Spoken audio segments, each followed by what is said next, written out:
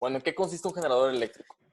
Bueno, consiste en un imán, el cual es el que genera el campo, una espira, que es prácticamente lo que hace es que su movimiento dentro de este campo es la que genera el voltaje, y un foco, que más que nada es como un indicador, el cual si prende, quiere decir que hay un voltaje que está siendo generado.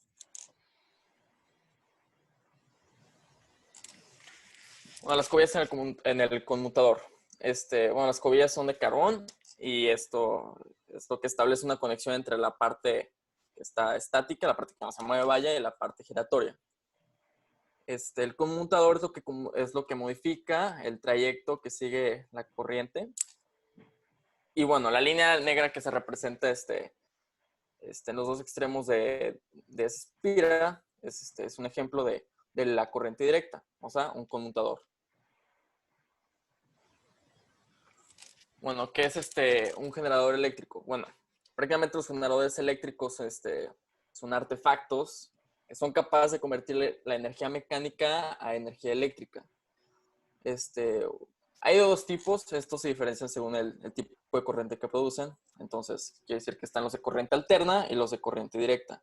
Como dato curioso, el generador que se encuentra a la izquierda, la imagen que está a la izquierda es el que utilizó Faraday para sus experimentos. Los generadores de corriente alterna. Este tipo de corriente eléctrica es una cuya dirección y magnitud varían de manera cíclica con el objetivo de obtener una transmisión de energía más eficiente, y de manera gráfica se representa como una onda sinusoidal.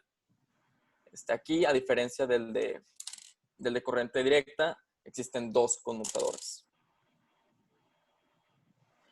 Generadores de corriente directa. Bueno, estas corrientes se producen por generadores que mantienen el mismo tipo de electricidad en sus terminales.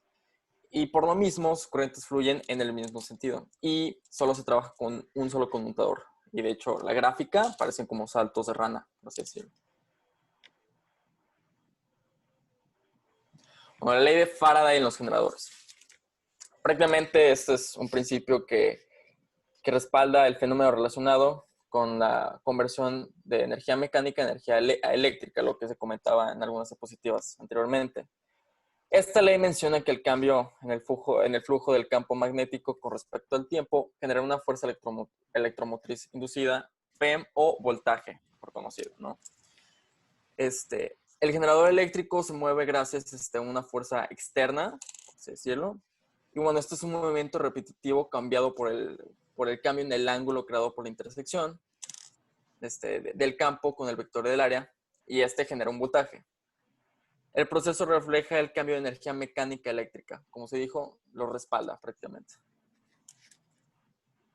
Bueno, nosotros graficamos aquellas leyes de Faraday mediante MATLAB, en la que inicialmente establecimos los parámetros con los que íbamos a trabajar, que como se puede ver aquí, incluyó el campo magnético, los lados de la espira, las revoluciones por minuto, la resistencia y el número de espira. Posteriormente calculamos diversos aspectos como la velocidad angular, la frecuencia, el periodo, el área y la espira, entre otras cosas. Posteriormente nos dirigimos a calcular el flujo magnético, en la que con la fórmula B a coseno del ángulo pudimos graficar el flujo cambiante respecto al tiempo.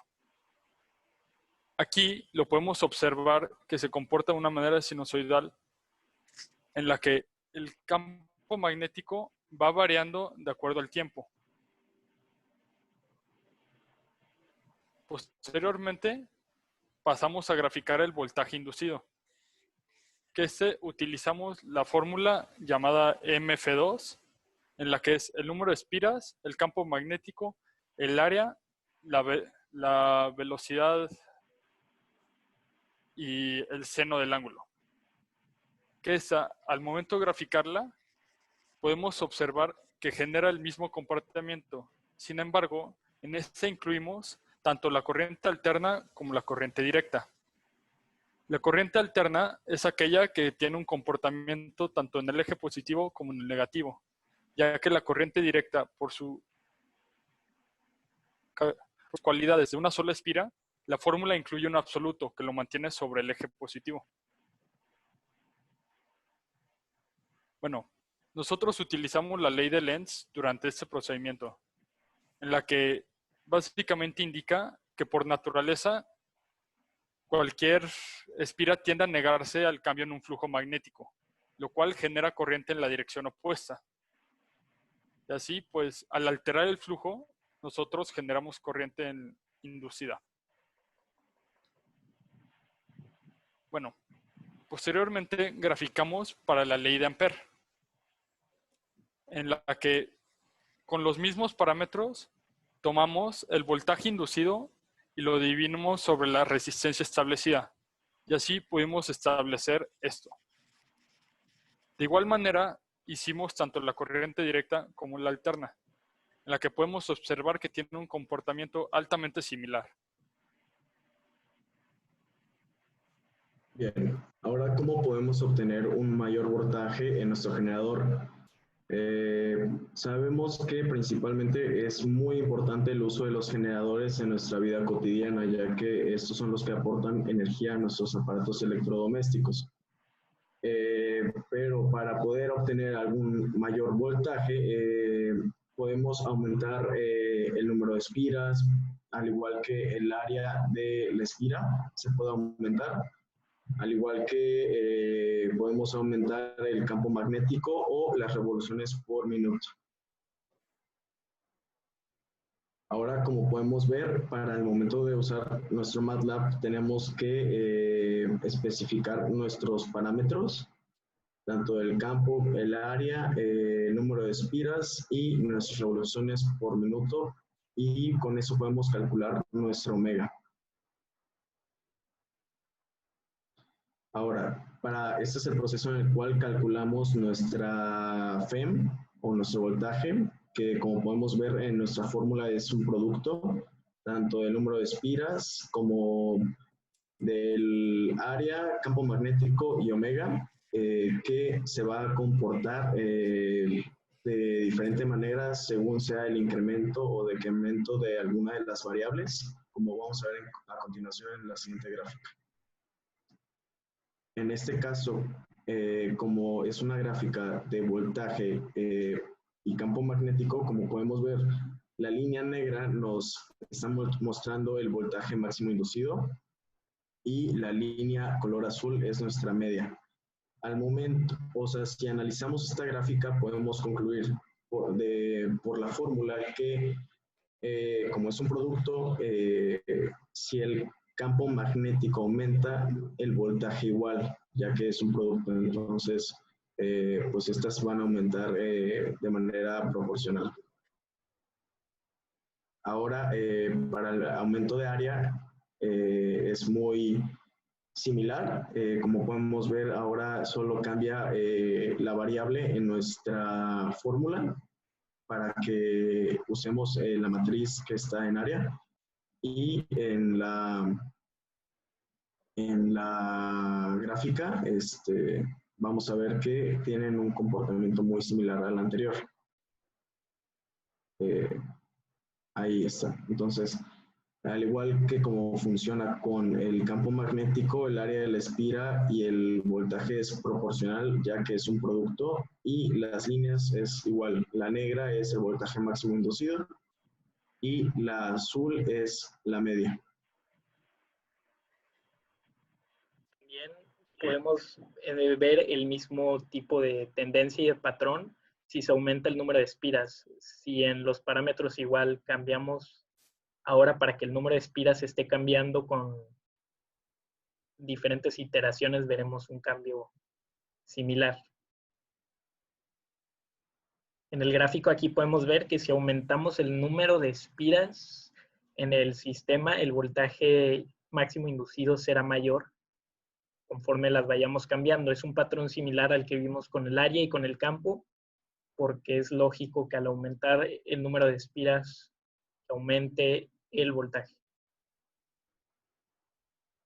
Entonces ahora, si aumentamos la frecuencia angular, podremos ver un cambio similar. Ahora lo que vamos a aumentar es la cantidad de vueltas que va a dar nuestro nuestra espira en el sistema.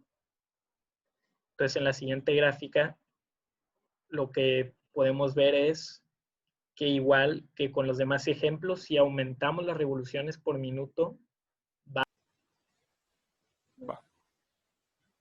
el aumento de las revoluciones por minuto junto con el aumento en el campo. Entonces, en esta gráfica 3D, lo que tenemos es el valor de campo magnético como un eje pudiera ser X y el campo, y el cambio en las revoluciones por minuto en lo que vendría siendo una especie de eje Z.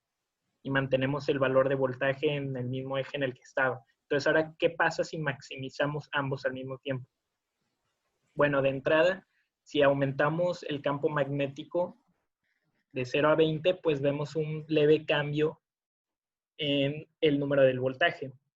Y ahora, ¿qué pasa si aumentas las revoluciones por minuto de manera individual? Pues ves un incremento mucho mayor al del campo solo. Pero si juntas ambos incrementos al mismo tiempo, maximizas el voltaje obtenido dentro de estos parámetros. Y pues de esta manera puedes obtener aún más voltaje, nomás incrementando varios parámetros a la vez. Esta teoría, ¿por qué los generadores son tan importantes?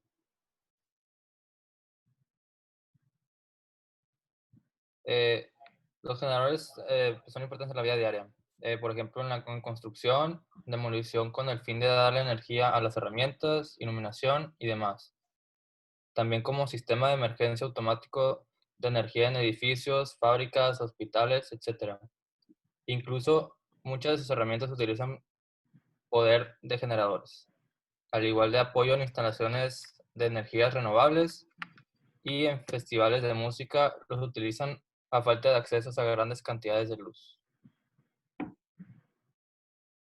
Ahora, como conclusión, para concluir, los principios de Faraday, Lenz y Ampere son muy relevantes a la hora de estudiar el funcionamiento de los generadores. Desde corriente directa hasta alterna, ambos rigen bajo los mismos principios. Entendimos que el movimiento de las espiras y la generación de voltaje son explicadas a través de la ley de Faraday. Entre mayor sea el campo, el área, el número de espiras o las revoluciones por minuto, mayor la generación de voltaje. También estudiamos que el flujo cambia a causa gracias al cambio en el ángulo de posición entre el campo y vector área. La ley de Lenz explica la reacción de la naturaleza ante este cambio de flujo causado por el ángulo de inclinación. Trabajamos con la ley de Ampere para entender por qué la dirección del movimiento de la corriente y su relación con la dirección del campo es importante para contrarrestar este cambio en el flujo. Finalmente, se habló de la importancia de los generadores en la vida cotidiana y cómo nuestra vida diaria depende de estos fenómenos.